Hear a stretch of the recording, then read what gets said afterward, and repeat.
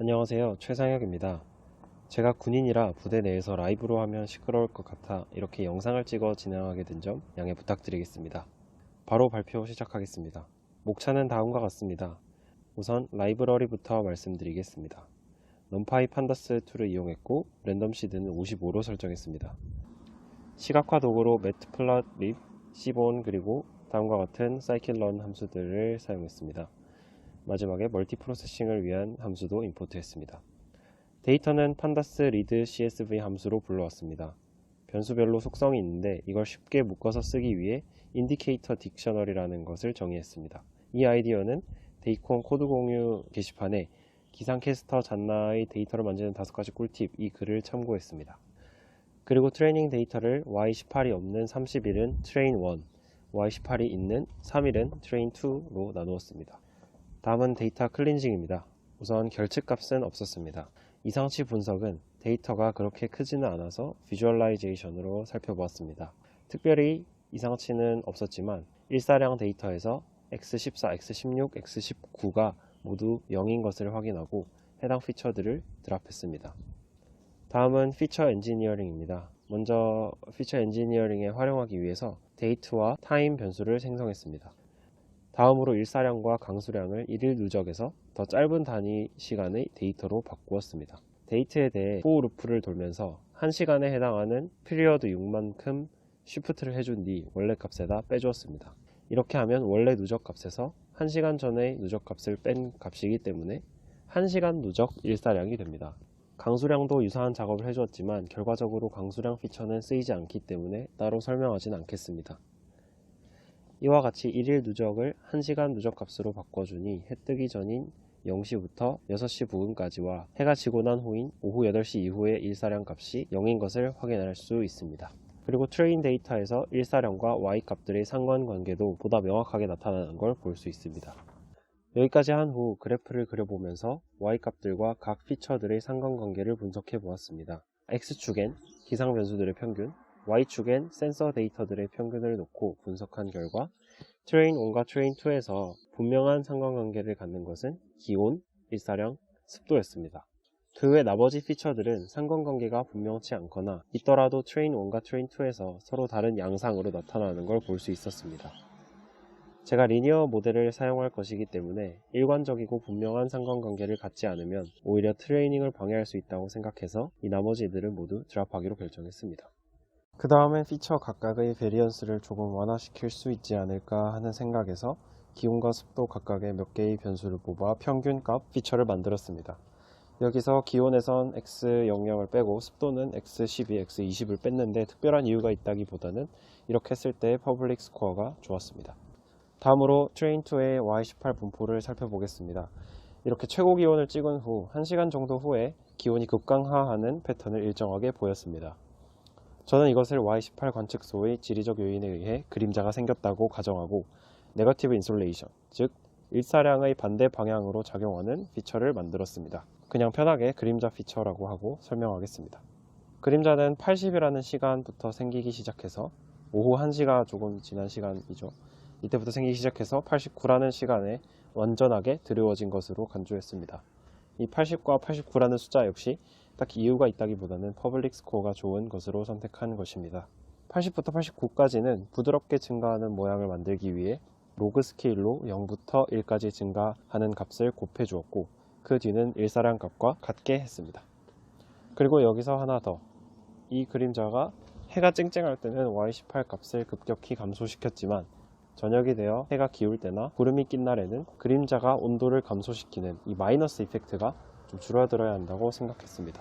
그래서 습도를 기준으로 습도가 높으면 네그 인솔이 더 작아지도록 하기 위해 네그 인솔에다 1- 습도의 평균을 곱해 주었습니다. 그래프를 보시면 트레인2의 마지막 날 같은 경우엔 흐린 날인데요. 습도가 높다 보니 네그 인솔이 다른 날에 비해 더 작은 걸 볼 수 있습니다. 마지막으로 했던 작업은 기온, 습도, 일사량에서 노이시한 피처를 제거하는 것이었습니다. 피처 수가 많지 않아 의심스러운 피처를 하나씩 제거해 보면서 퍼블릭 스코어를 살펴보았고 그 결과 기온의 X00, 일사량의 X11을 제거했을 때 스코어가 증가하는 것을 알 수 있었습니다. 그리고 피처 엔지니어링을 위해 만들었던 데이트와 타임도 트레이닝에는 쓰이지 않기 때문에 제거해 주었습니다. 여기까지가 피처 엔지니어링이고 이제 모델을 설명할 텐데요. 모델을 설명하는 데 있어서 코드 위주로 설명할지 아니면 모델의 전체적인 구조 위주로 설명할지 고민을 많이 했습니다. 그런데 코드 설명은 재미도 없을 것 같고 어차피 홈페이지에 올라올 테니 모델 자체가 어떻게 생겨 먹었는지, 제가 어떤 문제들을 마주했고 어떻게 해결했는지 위주로 설명하기로 했습니다. 기초가 되는 모델 구조는 다음과 같습니다. y00부터 y17까지 이 값들은 설명하기 편하게 y들이라고 부르겠습니다.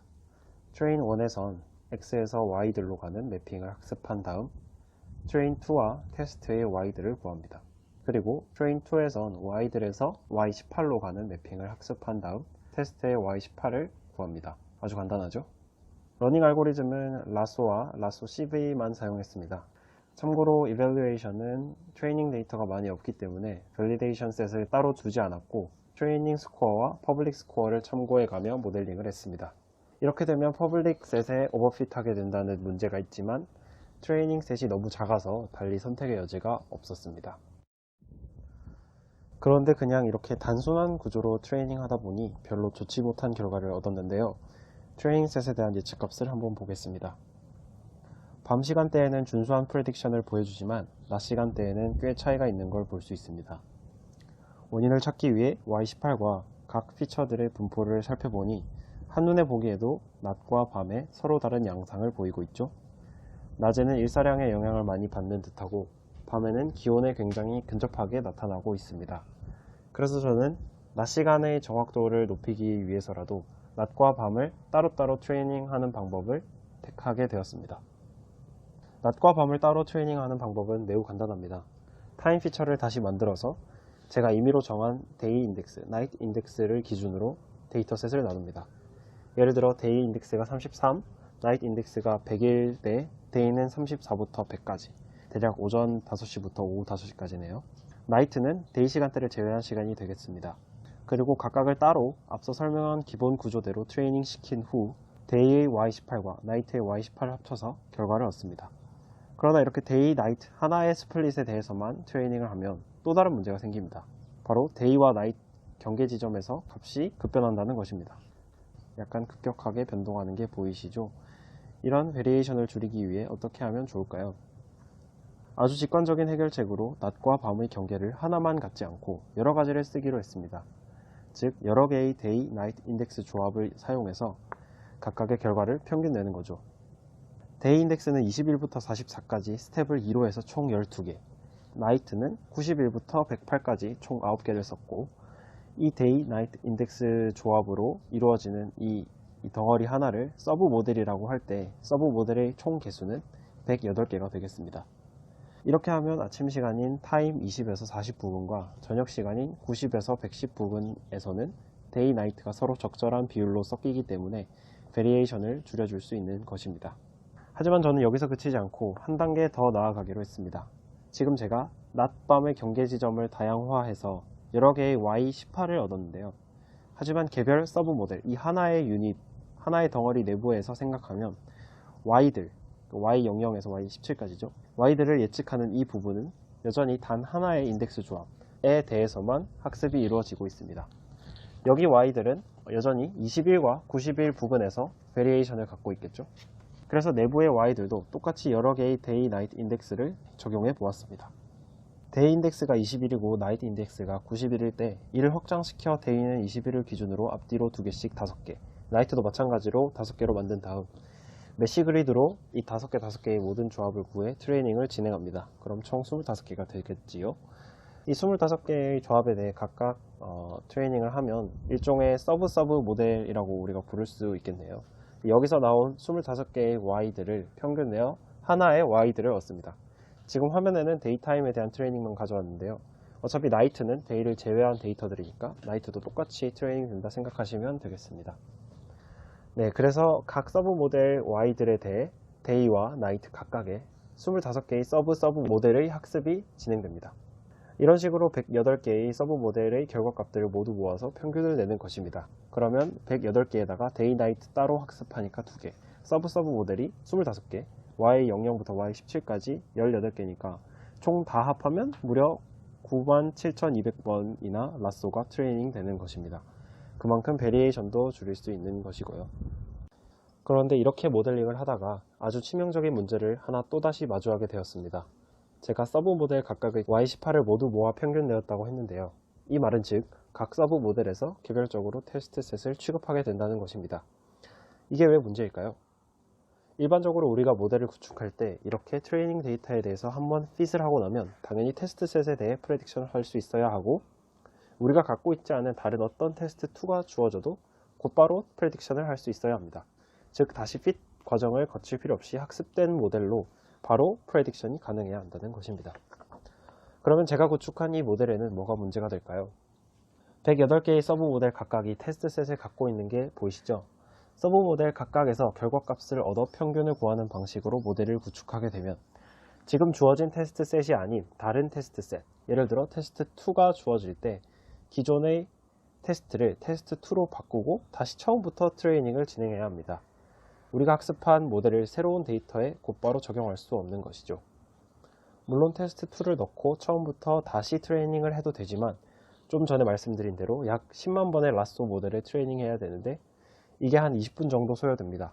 10분 단위로 예측하는 태스크에서 한번 새로운 예측을 할 때 20분이나 소요된다면 컴페티션을 떠나서 좋지 못한 모델이라고 생각을 했습니다. 그래서 제가 취한 방식은 리니어 모델의 특징인 개수를 평균 내는 것입니다. 원래 서브 모델의 기본적인 구조가 이러하다고 했는데요. 여기서 마지막 테스트는 모델에 넣지 않습니다. 서브 모델 각각이 테스트 셋을 포함하면 안 되니까요. 대신 개수를 가져오는 것입니다. 25번의 서브 모델을 학습해 X에서 Y들을 구하는 매핑을 모델 1, Y들로 Y18을 구하는 매핑을 모델 2라고 하겠습니다. 각 모델을 학습하고 나면 해당 모델 객체에는 개수 어레이가 저장되는데요. 모델 뒤에 .pof_로 이 개수들을 얻을 수 있습니다. 간단한 예시를 위해 X, Y 각각 3개씩만 가져왔습니다. 왼쪽 표는 X에서 Y들로 가는 매핑의 개수이고 오른쪽 표는 Y들에서 Y18로 가는 매핑의 개수입니다. 사실은 이 25개의 서브 모델이 타임별로 조금씩 다른 개수를 갖기 때문에 각 Y에 대한 개수를 이렇게 시리즈가 아니라 데이터 프레임 형태로 저장을 해야 되는데 이 부분은 말이 너무 길어지니까 일단은 생략하겠습니다. 네, 그래서 이 두 개수들을 합쳐서 X에서 Y18로 바로 가는 매핑을 우리는 만들 수 있습니다. 아주 간단합니다. 각 Y에서 Y18로 가는 개수 값을 여기 앞쪽 테이블에 해당하는 컬럼에 곱하고 이 컬럼들을 모두 더하면 됩니다. Y18 인터셉트는 그대로 가져오면 되겠네요. 그러면 X에서 Y18로 가는 매핑의 개수를 얻게 됩니다. 다시 기본 구조를 재구성하면 이렇게 Y18을 구하는 게 아닌 X에서 Y18로 가는 개수를 얻는 것으로 바뀌었습니다. 자, 이제 이 개수를 구하는 방식과 앞서 말한 데이 나이트를 따로 트레이닝하는 전략을 합쳐보겠습니다. 타임 값에 따라 데이에 속하면 데이 개수를 갖고 나이트에 속하면 나이트 개수를 갖는데요. 그래서 이 데이와 나이트를 합치기 위해서는 개수를 담는 특별한 데이터 프레임 coefdf를 정의해야 됩니다. coefdf는 아래와 같이 생겼습니다. 인덱스가 타임이고 컬럼이 각 피처와 인터셉트인 데이터 프레임입니다. 데이인 34부터 100까지의 로우에는 데이 개수가 들어가고 그 외 나머지 로우에는 나이트 개수가 들어가게 됩니다. 만약 데이 나이트 인덱스가 20, 90이라면 이 데이터 프레임에 들어가는 위치도 20, 90으로 이렇게 바뀌게 되겠지요. 이제 이 전체를 하나의 서브 모델이라 생각하시면 됩니다. 하나의 서브 모델에서 최종적으로 리턴하는 것은 이제 coefdf가 되는 것입니다. 이 서브 모델을 아까처럼 108개를 만들어서 모두 합치는 게 최종 모델이 되겠습니다. 그러면 이 coefdf는 시간대별로 서로 다른 개수를 갖게 되어서 시간대별로 좀 더 정교한 예측이 가능해집니다. 이렇게 최종적으로 coefdf를 얻고 난 후 전처리를 거친 테스트 셋에 대해 각 샘플과 그 샘플의 타임에 해당하는 개수를 닷 프로덕트를 하면 프레딕션 값을 손쉽게 얻을 수 있습니다.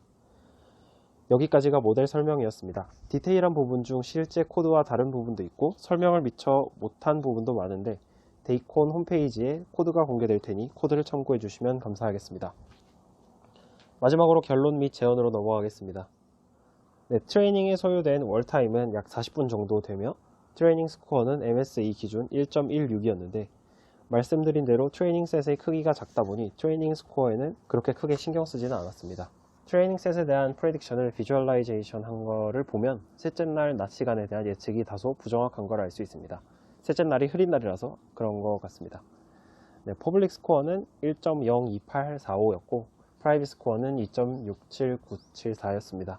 역시 퍼블릭 스코어에 의존해 모델을 조정하다 보니 퍼블릭 셋에 많이 오버핏한 것을 볼 수 있습니다. 이번엔 개수들을 한번 보겠습니다.